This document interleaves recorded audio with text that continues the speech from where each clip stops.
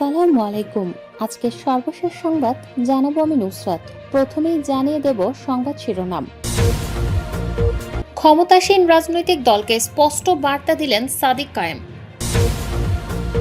রুমিন আপারের সাহস ও লড়াই আমার জন্য অনুপ্রেরণা। ফলাফল স্থগিত করে পুনর্নির্বাচনের দাবি বিএনপি প্রার্থী তুলির।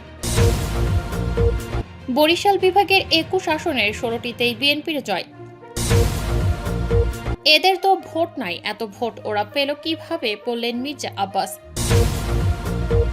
সর্বশেষে জানাবো, জুলাই জাতীয় সনদ অক্ষরে অক্ষরে পালন করা হবে, বললেন সালাউদ্দিন। শিরোনাম শুনলেন, এবারে বিস্তারিত। ক্ষমতাসীন রাজনৈতিক দলকে স্পষ্ট বার্তা দিলেন সাদিক কায়েম। ত্রয়োদশ জাতীয় সংসদ নির্বাচনের ফলাফল ঘোষণার পর দেশের বিভিন্ন স্থানে হামলা ও ভয়ভীতি প্রদর্শনের অভিযোগ তুলে ক্ষমতাসীন রাজনৈতিক দল ও নির্বাচিত প্রতিনিধিদের প্রতি কড়া বার্তা দিয়েছেন ঢাকা বিশ্ববিদ্যালয় কেন্দ্রীয় ছাত্র সংসদের ভিপি সাদিক কায়েম। শুক্রবার নিজের ফেসবুক পোস্টে তিনি এ প্রতিক্রিয়া জানান। পোস্টে তিনি অভিযোগ করেন, নির্বাচনের ফলাফল ঘোষণা হওয়ার পর থেকেই বিভিন্ন স্থানে নৃশংস হামলা পরিচালনা করছে বিএনপির নেতাকর্মীরা। ক্যাম্পাসগুলোতে ভিন্ন মতের শিক্ষার্থীদের দেখে নিতে হুমকি দেওয়া হচ্ছে।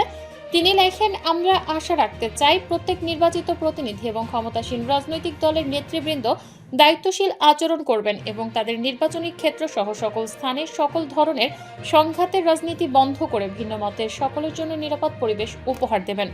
প্রশাসনের ভূমিকা নিয়েও প্রশ্ন তোলেন সাদিক কায়েম। তার দাবি, হামলা বন্ধে প্রশাসন নির্বিকার আচরণ করছে। হামলা অব্যাহত থাকলে ছাত্র জনতাকে সঙ্গে নিয়ে প্রতিরোধ গড়ে তোলার ঘোষণাও দেন তিনি। সাদিক কায়েম বলেন, এভাবে যদি একের পর এক হামলা চলতে থাকে, নাগরিকদের রক্তাক্ত করতে থাকে, আমরা ছাত্র জনতাকে সাথে নিয়ে শক্তিশালী প্রতিরোধ গড়ে তুলব। এদিকে নির্বাচন কমিশনের ঘোষিত বেসরকারি ফলাফলে ২৯৭টি আসনের মধ্যে ২০৯টিতে জয় পেয়েছে বাংলাদেশ জাতীয়তাবাদী দল এবং ৬৮টিতে জয় পেয়েছে বাংলাদেশ জামায়াত ইসলামী। এছাড়া জাতীয় নাগরিক পার্টি পেয়েছে ৬টি আসন এবং স্বতন্ত্র প্রার্থীরা জয়ী হয়েছেন ৭টিতে। রাজধানীর আগারগাঁও বাংলাদেশ নির্বাচন কমিশন ভবনে ব্রিফিংয়ে ইসি সচিবালয় সিনিয়র সচিব আক্তার আহমেদ জানান, ২৯৯টি আসনে ভোট গ্রহণ হলেও আদালতের নির্দেশনার কারণে চট্টগ্রাম ২ ও চট্টগ্রাম ৪ আসনের ফলাফল স্থগিত রাখা হয়েছে। বাকি আসনের ফলাফলের ভিত্তিতেই এই পরিসংখ্যান প্রকাশ করা হয়েছে। অন্যান্য ফলাফলের মধ্যে বাংলাদেশ খেলাফত মজলিস ২টি, ইসলামী আন্দোলন বাংলাদেশ ১টি, গণ অধিকার পরিষদ ১টি, বাংলাদেশ জাতীয় পার্টি ১টি, গণসংহতি আন্দোলন 1টি আসনে জয় পেয়েছে বলে জানানো হয়, বললেন সাদিক কায়েম ডাকসু। রুমিন আপারের সাহস ও লড়াই আমাদের জন্য অনুপ্রেরণা। ত্রয়োদশ জাতীয় সংসদ নির্বাচনে ব্রাহ্মণবাড়িয়া ২ আসনে বিএনপি জোটের সমর্থিত প্রার্থীকে ৩৮,০০০-এরও বেশি ভোটের ব্যবধানে পরাজিত করে বিজয়ী হয়েছেন স্বতন্ত্র প্রার্থী রুমিন ফারহানা। হাস প্রতীকে লড়াই করে তিনি ১,১৮,৫৪৭টি ভোট লাভ করেন, যেখানে তার প্রধান প্রতিদ্বন্দ্বী জুনায়েদ আল হাবিব খেজুর গাছ প্রতীক নিয়ে পেয়েছেন ৮০,৪34টি ভোট। রুমিন ফারহানার বিজয়ে তাকে শুভেচ্ছা জানিয়েছেন জাতীয় নাগরিক পার্টির deputy chief organiser doctor Mahmuda Alam Mitu. আজ শুক্রবার ফেসবুকে এক পোস্টে তিনি লিখেছেন, একা একা বীরের মতো জিততে পারায় রুমিন আপাকে অভিনন্দন। তার সাহস এবং লড়াই আমার জন্য অনুপ্রেরণা হয়ে থাকবে। ফলাফল স্থগিত করে পুনর্নির্বাচনের দাবি বিএনপি প্রার্থী তুলির। নির্বাচনে ব্যাপক কারচুপির অভিযোগ তুলে ফলাফল স্থগিত করে পুনর্নির্বাচনের দাবি জানিয়েছেন ঢাকা ১৪ আসনের বিএনপি প্রার্থী সানজিদা ইসলাম তুলি। শুক্রবার তিনি বলেন, ইসিকে এই আসনের নির্বাচন স্থগিতের জন্য গতকালই অনুরোধ করা হয়েছে। আজ আবার একই অনুরোধ করা হলো। সানজিদা ইসলাম তুলির অভিযোগ, জামায়াত ইসলামীর একটা বড় অংশ ভোটের আগে বিভিন্ন কেন্দ্রের টাকার বিনিময়ে কাজ করতে শুরু করেছিল। এমন কোনো কেন্দ্র নেই যেখানে তার ভলেন্টিয়ারদের মারধর করা হয়নি, জনগণ গিয়ে ভোট দিতে পারে এমন পরিবেশ সৃষ্টি করা হয়নি। তুলি দাবি করেন, তার সংগঠনের লোকেরা নিয়মের মধ্যে ছিল বলে কাল কোনো বিশৃঙ্খলা দেখা যায়নি। তারা প্রতিক্রিয়া জানালে অরাজক পরিস্থিতি তৈরি হতো। বরিশাল বিভাগের ২১ আসনের ১৬টিতেই বিএনপির জয়। বরিশাল বিভাগে ত্রয়োদশ জাতীয় সংসদ নির্বাচনে বড় সাফল্য পেয়েছে বাংলাদেশ জাতীয়তাবাদী দল। বিভাগের ২১টি আসনের মধ্যে ১৬টিতেই জয় পেয়েছে দলটি। এছাড়া জোট শরিক ও অন্যান্য দল মিলিয়ে বিএনপি নেতৃত্বাধীন জোটের দখলে গেছে মোট ১৮টি আসন। ফল বিশ্লেষণে দেখা যায়, বিভাগের ৬ জেলার মধ্যে ৩ জেলার একচেটিয়া জয় পেয়েছে বিএনপি নেতৃত্বাধীন জোট।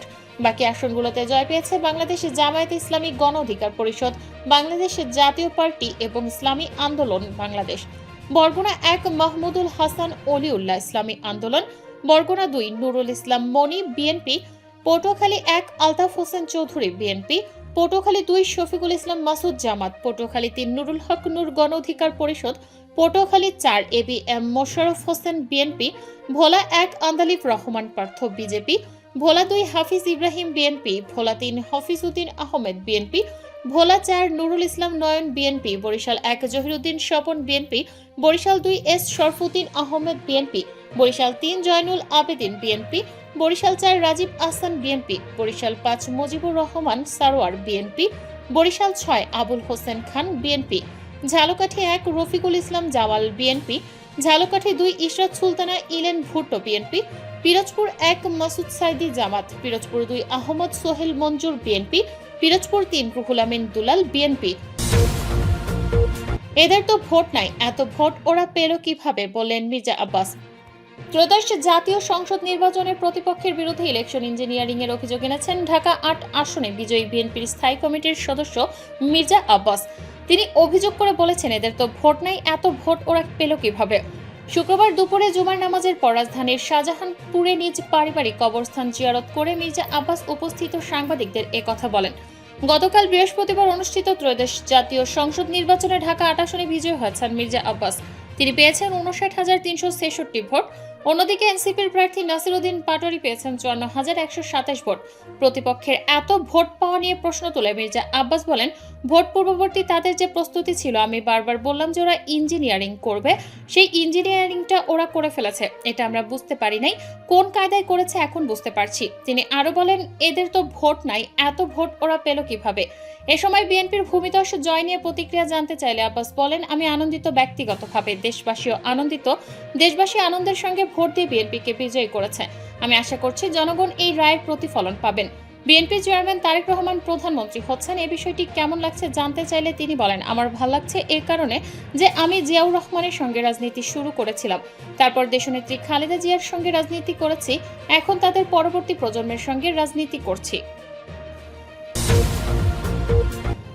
জুলাই জাতীয় সনদ অক্ষরে অক্ষরে পালন করা হবে, বললেন সালাউদ্দিন। বিএনপির 31 দফার আলোকে রাষ্ট্র সংবিধানের সংস্কার করা হবে জানিয়ে বিএনপির স্থায়ী কমিটির সদস্য ও কক্সবাজার 1 আসন থেকে নবনির্বাচিত সংসদ সদস্য সালাউদ্দিন আহমেদ বলেছেন, ইতোমধ্যে জুলাই জাতীয় সনদ স্বাক্ষরিত হয়েছে। এটি একটি রাজনৈতিক সমঝোতার দলিল, এটি অক্ষরে অক্ষরে পালন করা হবে। শুক্রবার বিকেলে রাজধানীর গুলশানে বিএনপি চেয়ারম্যানের রাজনৈতিক কার্যালয়ের সামনে সাংবাদিকদের সঙ্গে আলাপকালে তিনি একথা বলেন। সুশাসন, সাম্য ও মানবিক মর্যাদার ভিত্তিতে একটি রাষ্ট্র গড়ে তুলতে তিনি সবার সহযোগিতাও কামনা করেছেন। ত্রয়োদশ জাতীয় সংসদ নির্বাচনে জয় পাওয়া বিএনপির সরকার দেশ গড়ার ক্ষেত্রে মেধা ও প্রযুক্তিকে গুরুত্ব দেবে জানিয়ে তিনি বলেন, আইনের শাসন, অর্থনৈতিক সমৃদ্ধি ও দুর্নীতি নির্মূলে প্রাধান্য দিয়ে কাজ করবে বিএনপি, যেখানে মেধা ও প্রযুক্তি নির্ভর দেশ গড়াকে গুরুত্ব দেওয়া হবে। বিএনপি সরকার 3টি বিষয়কে গুরুত্ব দেবে উল্লেখ করে সালাউদ্দিন বলেন, আমরা 3টি জিনিসকে সবচাইতে গুরুত্ব দিচ্ছি, আইনের শাসন প্রতিষ্ঠা, দেশের অর্থনৈতিক সমৃদ্ধি ও দুর্নীতি নির্মূল করা। সালাউদ্দিন আহমেদ বলেন, বাংলাদেশের সার্বভৌমত্ব ও মর্যাদার ভিত্তিতে বিএনপি সরকার পার্শ্ববর্তী দেশগুলোর সঙ্গে সম্পর্ক বজায় রাখবে, যেখানে সমতা ও পারস্পরিক সম্পর্কও গুরুত্ব পাবে বলে জানান তিনি।